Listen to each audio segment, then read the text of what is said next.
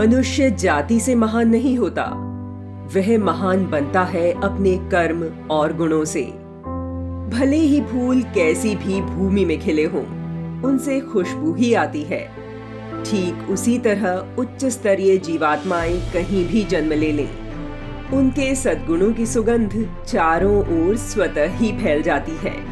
ऐसा ही एक अनुपम उदाहरण अपने जीवन से प्रस्तुत किया संत तुकाराम जी ने। वह समय ही ऐसा भीषण था जब यवन काल के उत्पातों से जनता किंकर्तव्य विमूढ़ सी हो रही थी।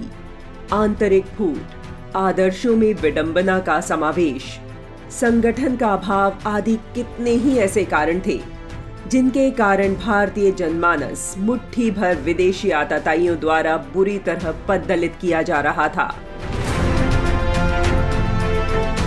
आए दिन उत्पीड़न और अपमान के इतने कड़वे घूंट पीने पड़ रहे थे कि चारों ओर अंधकार के अतिरिक्त और कुछ दिखाई नहीं पड़ता था।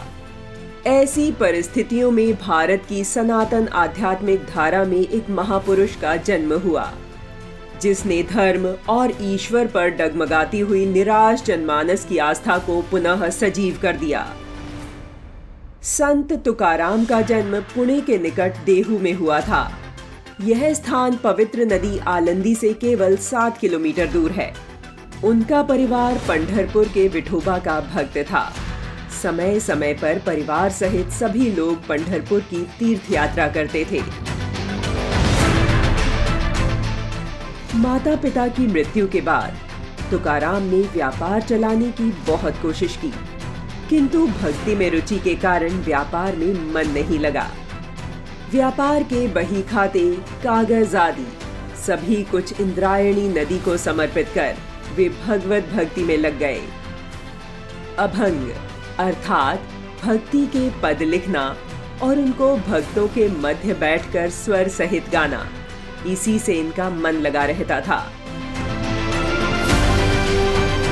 तुकाराम ने नामदेव, ज्ञानदेव के भजन गाने प्रारंभ कर दिए।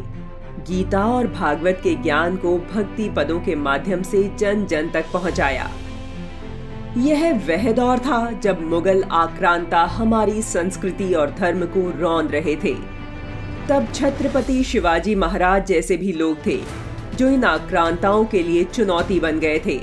उन्होंने मुगलों की नींद हराम कर रखी थी।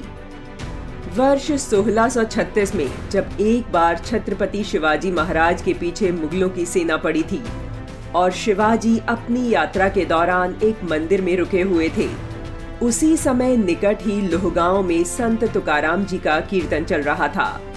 ताल, मृदंग, ढोल, मजीरे के साथ साथ राम कृष्ण हरि के संकीर्तन की गूंज ऊंचे स्वर से उठ रही थी। हजारों लोग बैठे थे। शिवाजी महाराज भी इन्हीं के साथ मिलकर बैठ जाते हैं। अब म्लेच्छों से जनमानस की रक्षा के लिए संत तुकाराम जी भगवान विष्णु से प्रार्थना कर रहे थे। हे प्रभु, बचाओ बचाओ, एक क्षण भी देरी मत करो। हे विठ्ठल, यह कैसा हाहाकार मचा है। गांव सारा भयभीत है, अस्त है। दूसरों की ऐसी पीड़ा देखकर मेरा मन बहुत दुखी हो रहा है। यह क्या हो रहा है? लगता है कि जैसे तुम यहाँ नहीं हो। हे विठ्ठल, ऐसा दृश्य हमें फिर मत दिखलाओ। अरे, जिस देश प्रदेश में हरि के भक्तों का निवास हो, वहां यह परचक्र आया ही कैसे? तेरे भक्तों के देश में ऐसा भीषण दृश्य दिखलाई देना उचित नहीं।